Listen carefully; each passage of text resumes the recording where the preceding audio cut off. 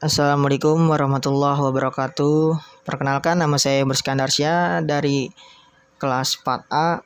Di sini saya akan mempresentasikan laporan tugas akhir pendidikan, psikologi pendidikan yang berjudul Perencanaan dan Pembelajaran atau Pelayanan Bimbingan dan Konseling Siswa Berdasarkan Pendekatan Psikologi pada Masa Pandemi COVID-19. Di bawah ini adalah profil kalian. Nama Fikri, jenis kelamin laki-laki, usia 18 tahun, tempat tanggal lahir Jakarta 13 Februari 2003, pekerjaan pelajar atau mahasiswa. Hubungan dengan mahasiswa adalah sepupu observer. Latar belakang. Pada awal tahun 2020 ini di dunia dikejutkan dengan wabah virus corona atau COVID-19 yang menginfeksi hampir seluruh negara di dunia.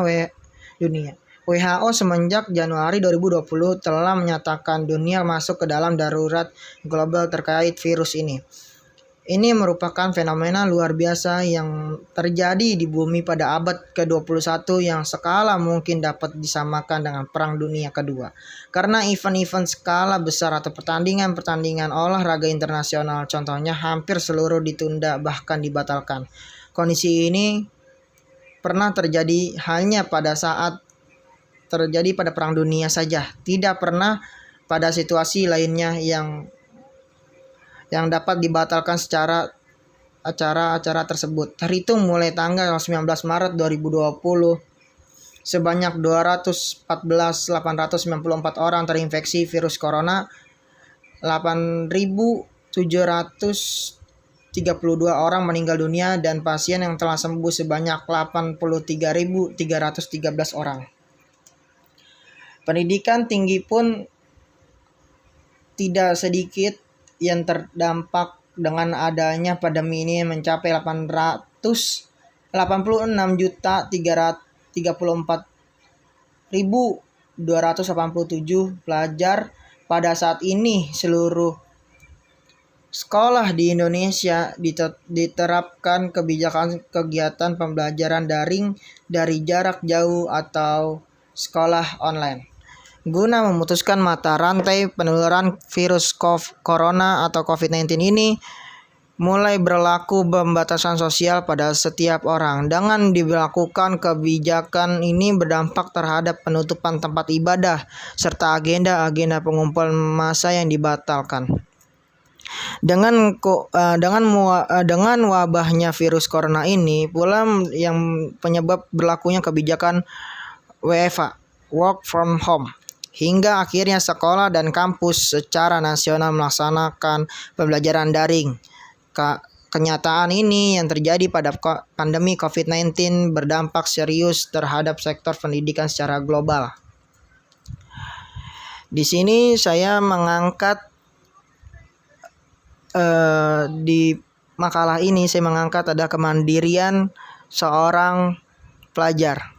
Kemandirian belajar menuntut tanggung jawab yang besar pada diri peserta ajar sehingga peserta ajar berusaha melakukan berbagai kegiatan untuk tercapainya tujuan belajar.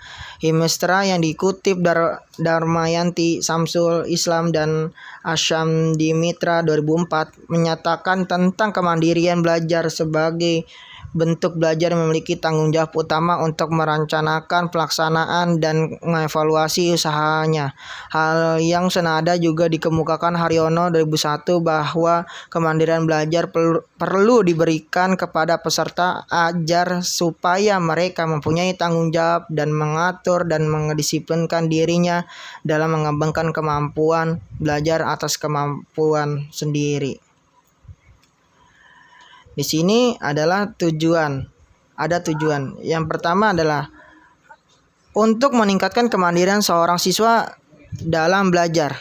Yang kedua, untuk mengetahui serta memahami suatu bentuk pelayanan atau pembelajaran yang tepat berdasarkan kepermasalahan pada masa pandemi. Untuk membantu siswa memahami pelajaran saat sekolah online.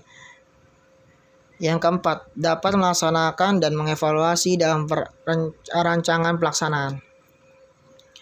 Di sini ada manfaatnya. Manfaatnya yaitu buat siswa melatih kemampuan motorik halus dan kasar pada siswa melalui aktivitas menjaga kebersamaan orang tua itu sangat baik buat siswa. Yang kedua, orang tua atau wali siswa meningkatkan kebersamaan ketika masa pandemi. Di masa pandemi sangat bagus untuk berkumpul dengan orang tua dan anggota lainnya dan menciptakan rasa harmonis. Yang ketiga, buat mahasiswa dapat mengetahui permasalahan di masa pandemi COVID-19 ini, belajar ilmu psikologi saat di rumah saja. Perencanaan pembelajaran atau layanan. Di sini saya mengangkat kemandirian yang saya sudah sampaikan di latar belakang tersebut. Dan saya lebih detailkan lagi.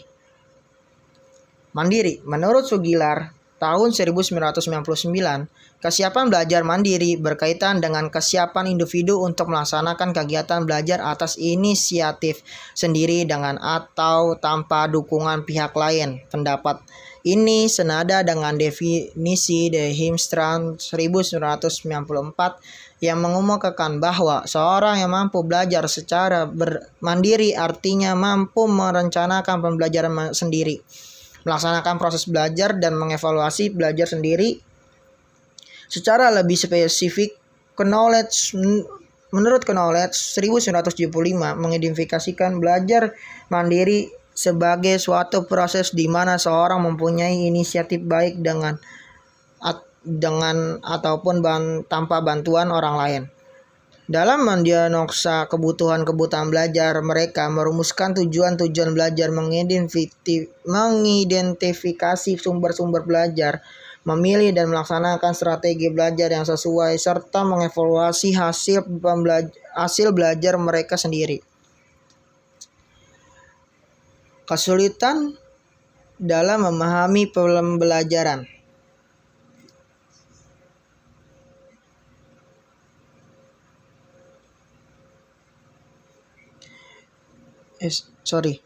Penelitian Guglielmino tahun 1991 menunjukkan bahwa siswa yang mempunyai kemampuan belajar mandiri dicirikan oleh beberapa faktor.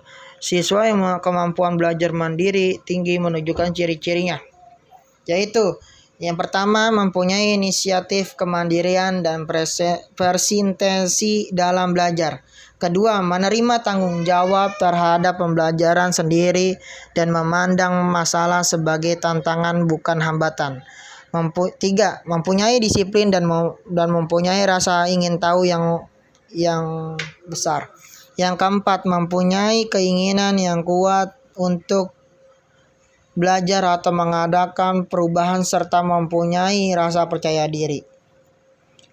Yang kelima, mampu mengorganisasi waktu, mengatur kecepatan belajar yang tepat dan mengembangkan rencana untuk menyelesaikan tugas. Yang keenam, senang belajar dan mempunyai kecenderungan untuk memenuhi target yang telah direncanakan. Kesulitan yang selanjutnya adalah kesulitan dalam memahami pembelajaran. Menurut Ahmadi 2003 78 sampai 91, kesulitan belajar yang dialami siswa disebabkan oleh pembelajaran faktor baik faktor internal yang berasal dari dalam diri manusia dan faktor eksternal yang berasal dari luar diri manusia.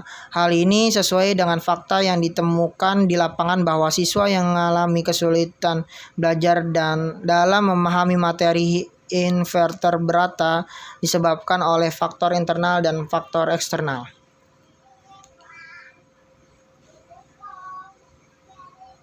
Bentuk layanan yang akan dilakukan. Bentuk layanannya di sini adalah bentuk layanan yang akan dilakukan. Yang pertama, layanan yang saya berikan adalah konseling individu. Program bimbingan dan konseling mengandung 4 komponen pelayanan, yaitu pelayanan dasar bimbingan, pelayanan responsif, perencanaan individual, dan dukungan sistem. Menurut Abekin 2007, Pelayanan dasar diartikan sebagai proses pemberian bantuan kepada seluruh konseling melalui kegiatan penyimpan pengalaman struktur secara klasifikal atau kelompok yang disajikan secara sistematis dalam rangka mengembangkan perilaku jangka panjang sesuai dengan tahap dan tugas-tugas perkembangan yang diperlukan dalam pengembangan kemampuan memilih dan mengambil keputusan dalam menjalani kehidupan. Pelayanan responsif merupakan pemberian bantuan kepada konseling yang menghadapi kebutuhan dan masalah yang memerlukan pertolongan dengan segera. Disebabkan jika tidak segera dibantu dapat menimbulkan gangguan dalam proses pencapaian tugas-tugas perkembangan melalui konseling. Peserta didik atau konseling dibantu untuk mengidentifikasi masalah, penyebab masalah, yang menemukan alternatif pemecahan masalah dan mengambil keputusan secara lebih tepat menurut Sudrajat 2010. Di banyak sekolah, proses konseling seringkali hanya merupakan sesi curhat di mana klien menyampaikan masalah dan konselor memberikan nasihat saja. Padahal dalam sebuah sesi konseling diperlukan sebuah paket konseling yang lengkap. Kebutuhan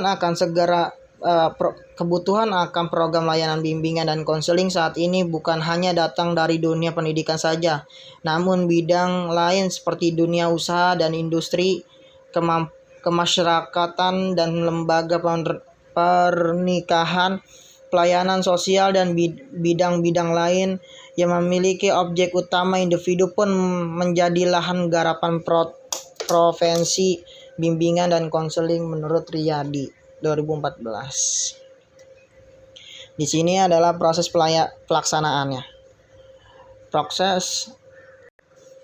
Proses pelaksanaannya yang pada tahap awal memberikan salam dan menerima menerima masuk. Yang kedua, menanyakan kabar kepada klien dan keseharian klien. Yang ketiga, menyampaikan tujuan berkunjung untuk layanan konseling individu. Yang keempat, menanyakan kesiapan kepada klien. Tahap inti, menyampaikan materi kemandirian dan kesulitan memahami pelajaran dengan vibes dari YouTube. Yang kedua, klien mendengarkan dan menyimak materi yang disediakan, mengajak klien untuk mengulas kembali materi yang disampaikan. Yang keempat, mengajak klien untuk curhat masalah yang terjadi saat sekolah online. Yang kelima, mendengarkan dan merespon cerita klien. Yang keenam adalah menciptakan suasana yang sangat menyenangkan agar tidak terlalu tegang dan membuat klien terasa nyaman ketika mengobrol. Mengidentifikasi permasalahan. Yang ketujuh adalah mengidentifikasi permasalahan klien saat sekolah online dan mengarahkan klien untuk mengambil keputusan yang lebih baik. Yang ke-8 adalah meyakinkan klien apa yang sudah diberikan keputusannya. Yang ketiga adalah tahap penutup. Yang pertama adalah konselor mengajak klien untuk sedikit demi sedikit memahami dan memberi kesimpulan apa yang dia dapat pada saat menonton video. Konselor mengajak klien agar menimbulkan rasa mandiri saat sekolah online dan memahami pembelajaran yang diberikan guru. Yang ketiga adalah mengakhiri kegiatan konseling individu dengan membaca doa dan mengucapkan salam. Selanjutnya adalah ini dia kegiatan yang saya lakukan pada hari pertama atau pertama kali wawancara. Di sini pada tanggal 21 Mei 2021 pada hari Jumat, saya bertemu dengan klien untuk kegiatan ini. Dia diadakan di kamar klien sehingga kami tetap dapat duduk di lantai dengan kondisi yang cukup nyaman. Sebelumnya kegiatan dimulai, saya mengucapkan salam terlebih dahulu, menanyakan kabar klien terlebih dahulu, serta menanyakan aktivitas ia lakukan saat di rumah saja. Kemudian klien menjawab dengan berani dan mengatakan aktivitas di rumah adalah bermain game online seperti PUBG ataupun Mobile Legends. bersama teman-teman rumahnya. Lalu dilanjutkan dengan memberitahu maksud dan tujuan saya datang, meminta izin untuk wawancara dan observasi apa saja yang dilakukan klien saat sekolah online. Klien menyetujui untuk diwawancara dan mengangguk iya untuk diobservasi. Kondisi rumah lumayan sepi, hanya ada kakak dan sebagai temannya. Lalu saya menanyakan kesan-kesan selama sekolah online dan terkendala saat sekolah online. Nah, di sini adalah klien menjawab, masih lanjutan dari kegiatan pendahuluan atau wawancara pada hari pertama. Klien menjawab dengan rasa nada lumayan tinggi diakibatkan dengan gangguan wifi yang sering terkendala padahal di rumahnya fasilitas untuk sekolah itu sangat memadai semua. Tapi kurang bagusnya adalah wifi-nya sangat lemot dan terkadang suka take down.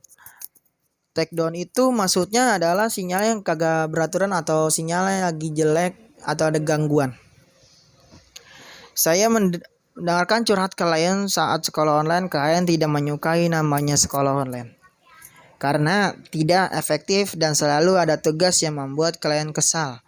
Menurutnya prestasi klien saat sekolah online dibandingkan tatap muka saat sekolah. Klien juga jarang mengulang pelajaran, lebih mementingkan refreshing otak dengan bermain game. Tetapi terkadang klien mengulang-ulang pelajaran yang diberikan dan klien lupa izin kepada wali kelas sedang ada acara keluarga. Sesudah wawancara klien, saya melihat di tengah-tengah pelajaran klien tertidur dan saya menganguninya agar mengikuti pembelajaran. Klien ternyata kadang-kadang tertidur saat guru sedang menjelaskannya. Di tahapan inti ini yang saya sudah jelaskan tadi adalah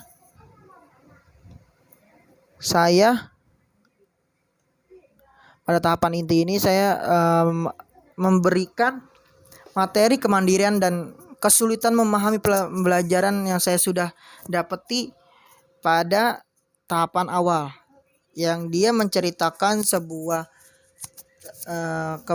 masalah dalam hidupnya adalah nggak bisa belajar tanpa ditemani oleh kakaknya ataupun diawasi oleh kakaknya, dan dia sangat sulit memahami pembelajaran ketika sekolah online tersebut karena dia terkadang suka tidur saat guru sedang menjelaskan ataupun teman-temannya yang sedang presentasi, dia suka tertidur. Makanya saya mengangkat tahap inti ini adalah menyampaikan materi yang kemandirian dan kesulitan memahami pembelajaran dengan video dari YouTube.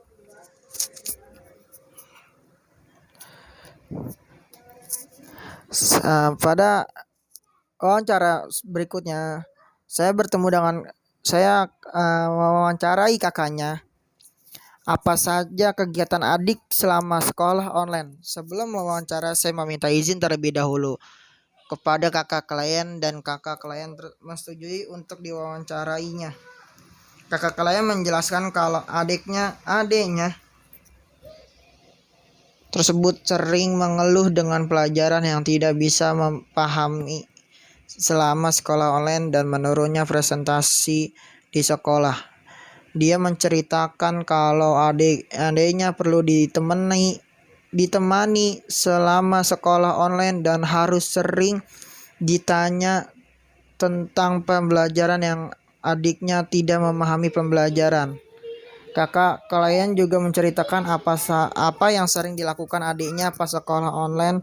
Kalau mau mengerjakan tugas sekolah, dia melihat adiknya sering mendengarkan lagu kata adiknya buat balikin moodnya untuk mengerjakannya. Itu saya menanyakan langsung kepada kakak atau abang si klien tersebut. Katanya dia suka nyanyi ataupun kayak refreshingnya selain nyanyi atau dia mendengarkan lagu, dia bermain gitar dan terkadang dia membuka HP untuk bermain game atau membuka sosmed yang lainnya.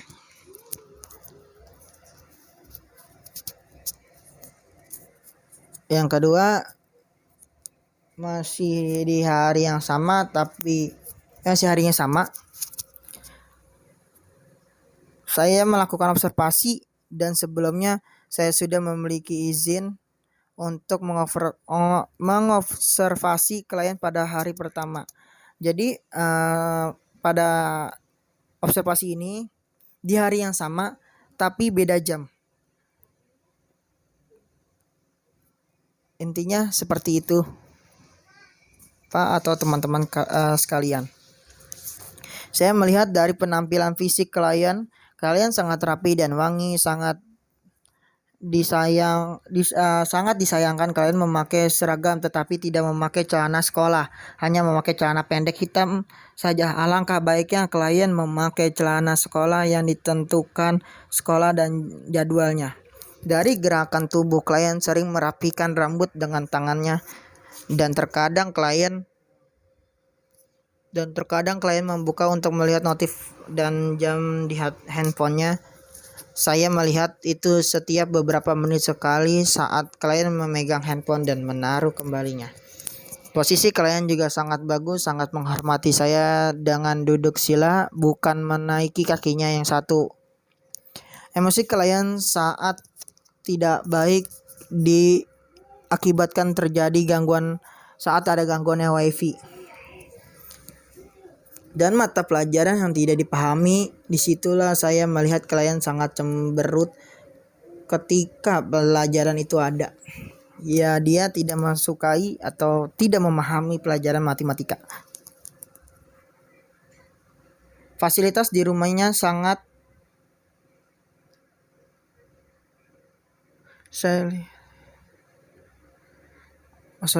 Saya lihat klien sering ditanya terus-menerus sama kakaknya agar klien memahami pelajaran yang menurut klien tidak memahaminya.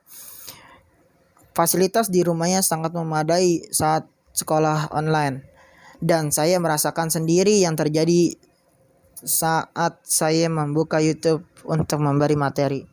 Sedikit buffering pas saya lagi membuka materi di YouTube. Buffering sering terjadi ketika beberapa menit. Jadi setiap berapa menit, kayak misalnya 1 menit atau 2 menit, terus 2 menit itu sering buffering wifi-nya. Tidak tahu kenapa sering begitu sih kalau kata kliennya. Saya memperhatikan klien saat belajar online, klien menulis apa yang diberikan oleh guru dari catatan ataupun tugas. Di sini tahapan evaluasi yang saya sudah berikan kepada klien saya adalah pada evaluasi proses. Konselor melakukan evaluasi dengan memperhatikan proses terjadi. Yang pertama adalah klien melakukan persiapan. Klien menulis di kertas yang sudah disiapkan. Antusias klien sangat bersemangat untuk mengikuti kegiatan yang diberikan konselor. Klien dapat menyampaikan pendapat dan bertanya apa saja yang bersangkutan. Yang keempat, klien juga memperjelas dan mempertanyakan yang diajukan oleh konselor. Di sini juga saya memberikan evaluasi hasil juga.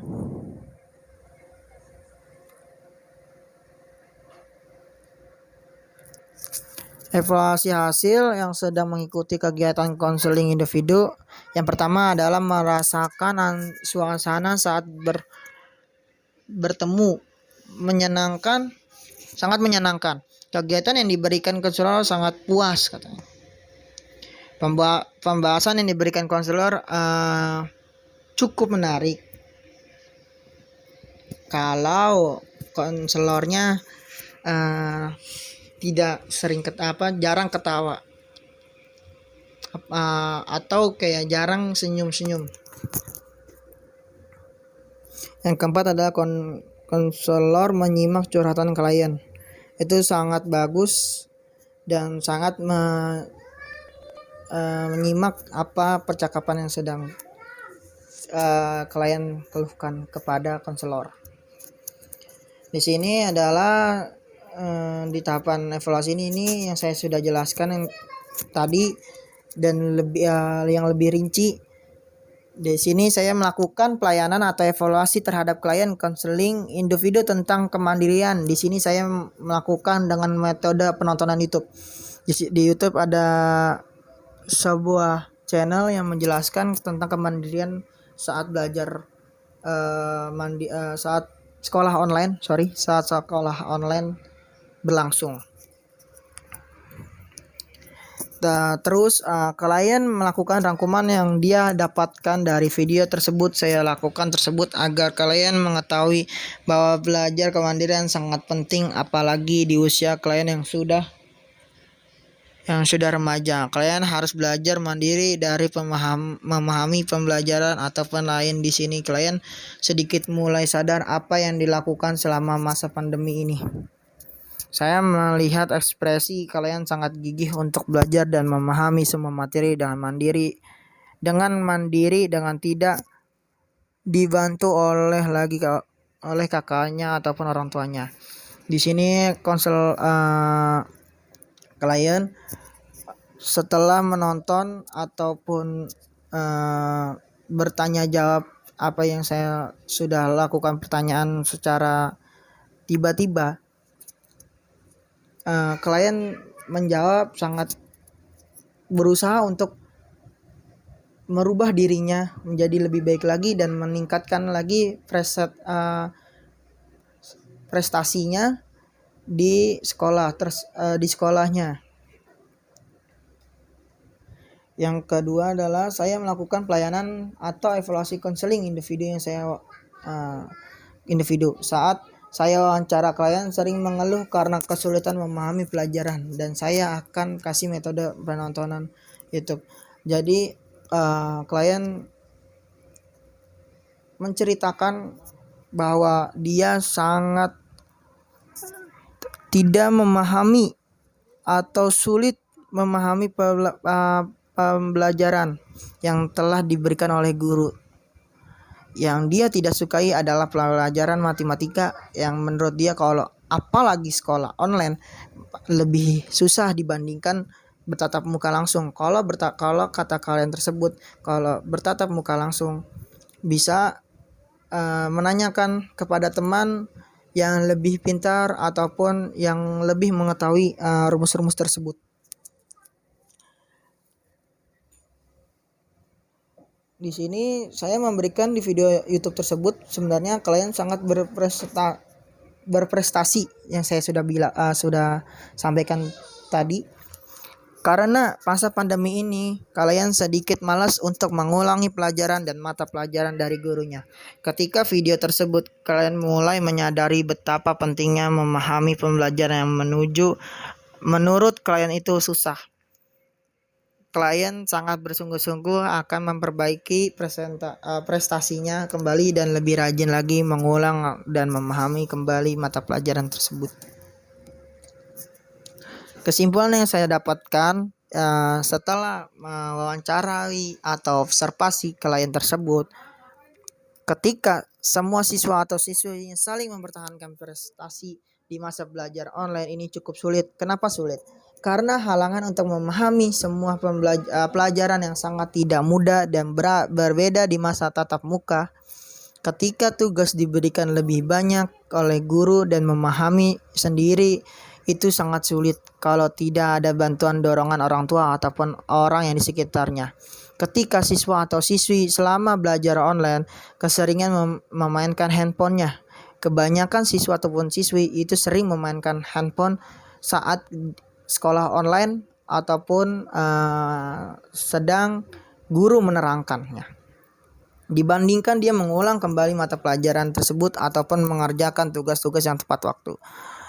Banyakkan siswa ataupun siswi yang mengerjakan tugas itu pas sudah hari H ataupun H-1 pengumpulan tugas tersebut.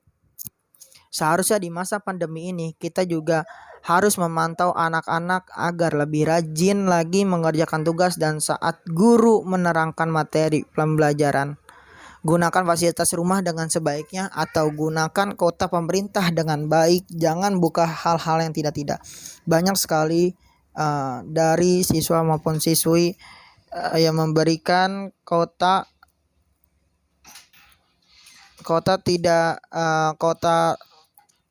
pemerintah tersebut digunakan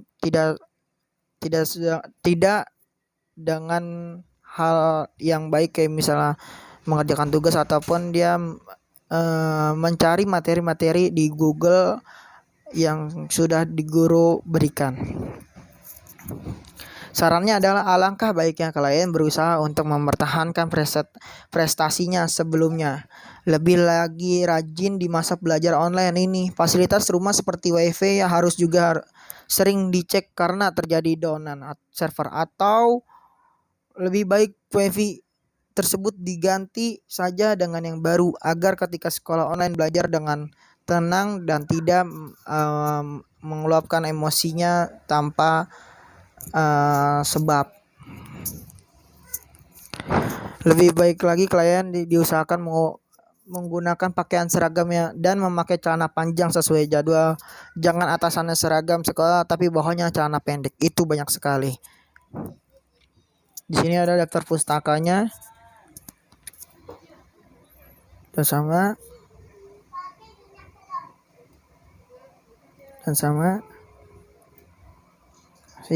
lagi.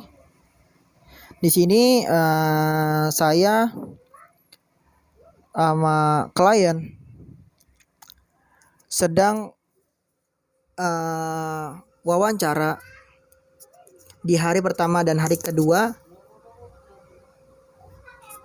Walaupun saya datang ini kondisi kayak Jumat atau Kamis gitu, saya lupa. Kondisi klien lagi berpakai baju batik. Di sini yang kedua ada foto saya dengan abang kliennya, kakaknya klien. Ini sedang wawancara juga sama.